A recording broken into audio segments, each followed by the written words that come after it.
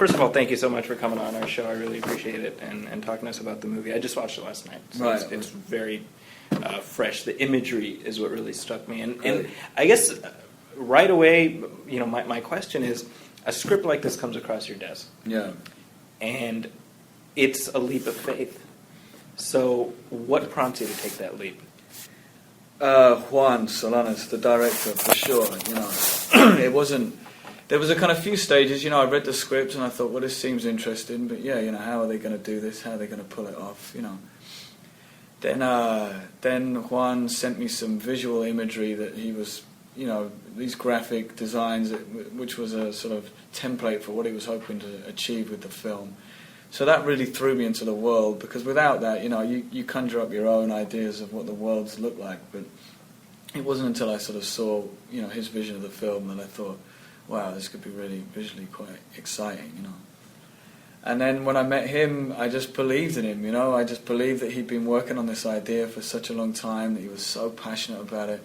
I'd seen a short film that he'd made previously, which gave me a belief that he could pull it off, and that leap of faith is always the exciting part. You all jump in and you become a part of a team, and you're all there to try and make that happen together.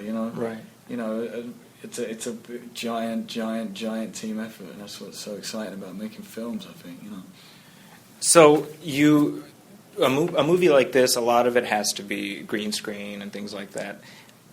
What was that first experience for you, seeing the movie for the first time? Yeah. Having been on this green screen and then you see it visualized. Yeah, well, I mean, for one thing, it wasn't as much green screen as I had imagined it would be. They really build the sets for you. A lot of it was built on the set. I mean, all that was real. That was all there. I mean, obviously, it wasn't hanging right on the ceiling, but and Juan was really great at just trying to make as much reality for us as possible. And we shot on location all around Montreal, and then they enhance the world by graphic design kind of around you, but the basics are all kind of there. So I was really more amazed with the lengths they go to kind of create the reality for you. Yeah. So they build these incredible sets, and there might be some green screen out the window that kind of furthers the world. And obviously there were days when we had sort of some stunts or something to do where it was literally, you're standing in a green room on a green box holding a green rope, praying that some talented artist is going to sort of fill in the world for you. But then when you see the film, it's just like, wow, you're sort of living in a dream. It's like when you watch films like that as a kid, or you just think, wow, I'm in that world. I exist in that world. So it's really cool, and I'm really looking forward to seeing the film, really for the first time. Because I saw a very rough cut where there was still bits of green screen, and it wasn't finalised at all. And then I saw it on a small screening room, and so I haven't seen it in its entirety. So you haven't seen like the theatrical experience? No, with a crowd, with an audience, on a big proper cinema screen with the sound and everything. Right. So I'm really looking forward to that. Now, you mentioned the idea of trying to make it as real as possible on the set.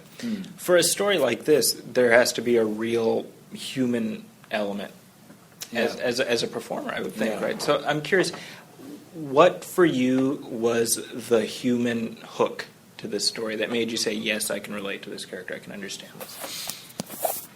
Yeah, I guess you try and imagine the sort of lengths that you would go to sort of when you're truly, truly in love with somebody, and just trying to get that heart and that warmth and just to, understand him as a dreamer, and just to sort of understand this drive that he has, and understand that he has really very little to live for, actually, and the frustration of what it must feel like to sort of be from a poorer background, looking and seeing this sort of rich world looming above you, and just the idea of actually at times you've got nothing to lose, And I try to sort of think more about that.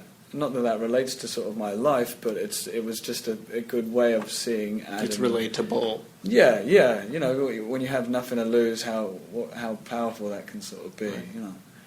So I guess when you come from shit, you've got more of a drive to kind of move forward, Yeah. And just sort of speaking to Juan, because it's a very personal story for him actually. He comes from Argentina. He comes from a sort of more of a third world sort of background, you know, and now lives in Paris, which is very beautiful and glamorous, and you know, and you know, there was a lot of sort of personal stuff in the film for him, I think.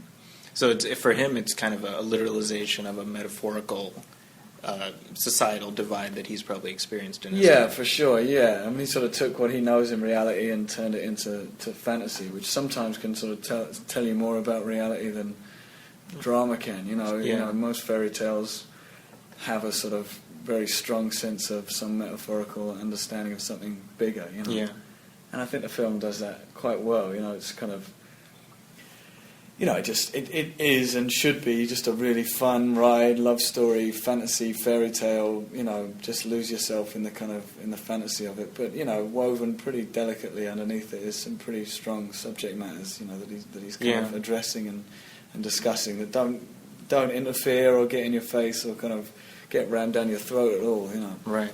So yeah, you know, it's nice to know that you're doing something and it's not just pure fantasy for entertainment pleasure.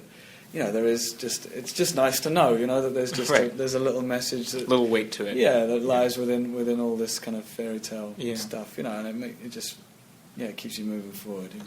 Now, between this and Cloud Atlas, you definitely pick projects that are off the beaten path. They're not your typical kind of Hollywood blockbuster type thing. Yeah. So is that something that's important to you? Is to do sort of go off the reservation, off the beaten path, do something that's not quote unquote mainstream? Well, you sort of you change all the time. You know what I mean? Of what's important to you for that particular moment. You know, I'm drawn to sort of cinema myself. You know, that especially when you're in a project that just feels like it's going to be a challenge. You know. And with something like Cloud Atlas, it was just a no-brainer, really. It was just like, you know, they asked me to do it, and of course you just say yes. And the Wachowskis call you say yes. Yeah, for sure, man. You're like, of course. And it's exciting to be in a project that, you know, really does try and sort of move things forwards and move things around and come at cinema from a different angle that, you know, maybe we're used to seeing.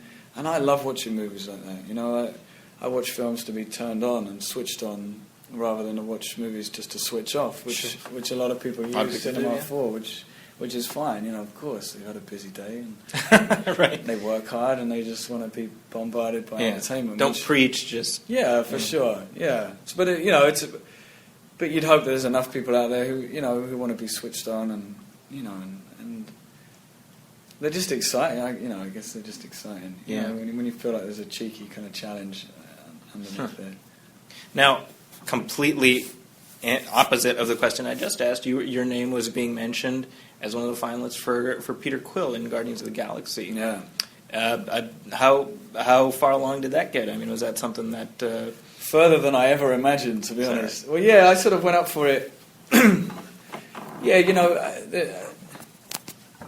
they're not films that I would go and see particularly, but then I really kind of started to kind of get really intrigued by it, you know. And I went to the audition, and I was called back for another audition, and I had a screen test, and I had another screen test. I think I got down to the kind of last two people. Wow.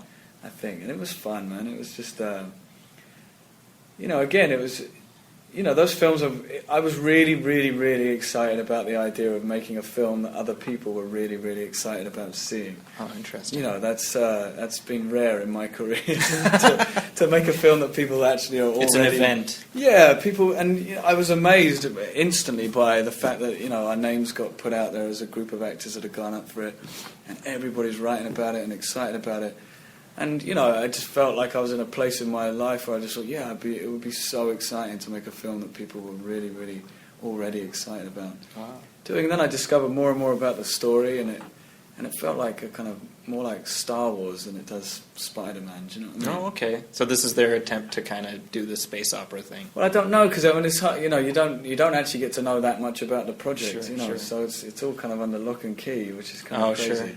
But you know, obviously, I'm sure you read up on the character. Yeah, it's based on a comic. But what I realised was it's not rooted in reality at all. You know, this is up in space, and the character was a kind of space pirate of some sort. You know, so it was much more in the vein of sort of Han Solo rather than dressing up in a sort of tight-fitting suit. Sure. You know? So yeah, and I guess you kind of your competitive nature kind of starts kicking in. When you go for the first audition, you think, yeah, this is a bit of fun, you know. Then you get further and further down the line, and then you think, oh gosh, shit, you know, maybe I really want to do this. But is that something you see yourself doing? Maybe doing? I mean, gosh, these superhero flicks are a dime a dozen these days. I mean, yeah, I'm in this game just to do an experience as much as possible, you know. And whether that means doing some grueling, low-budget film shoot in the back end of nowhere, and that feels exciting, or whether it's to be in a giant, you know, blockbuster movie, which people are really excited about, that's equally as exciting. You know, you just try and do as much variation and as much difference and as much as possible. So you sort of put yourself out there to sort of try anything, really. Yeah. You know, and as long as you feel like you're going to get something out of the experience. You know, then it's all worth it, man. That's what it's all about. Yeah, it's no point in limiting yourself to a certain style of film.